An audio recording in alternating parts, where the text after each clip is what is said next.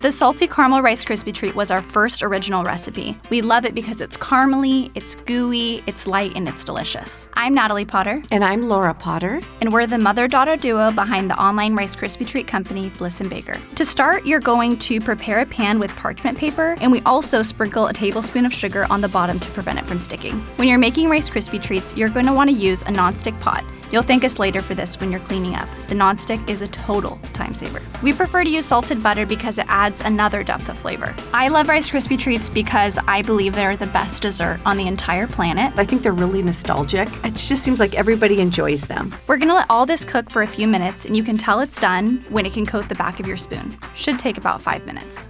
Reduce the heat to low and add the mini marshmallows. We prefer to use mini marshmallows over the larger ones because they melt super fast and evenly. Now we're gonna stir the marshmallows together until they have completely melted. Now that the pot is off the heat, it's time to add the rice cereal. It's really important that you fold in the cereal to keep it from getting crushed. Otherwise, it can lead to a dense treat. And what we're really looking for is something light and airy and chewy. I wish you guys could smell this. It smells so, so good. When you're smoothing out the edges of the mixture, be careful not to press down too much so you can keep it really light. Then you'll sprinkle flaky sea salt on the top. Now the waiting game. I know you really want to eat these, but they're going to take about an hour at room temperature, or if you're really excited, you can pop them in the fridge for about 30 minutes. I love getting to work with my mom. I'm just so grateful to have this special relationship and have all these new experiences and reach our goals together.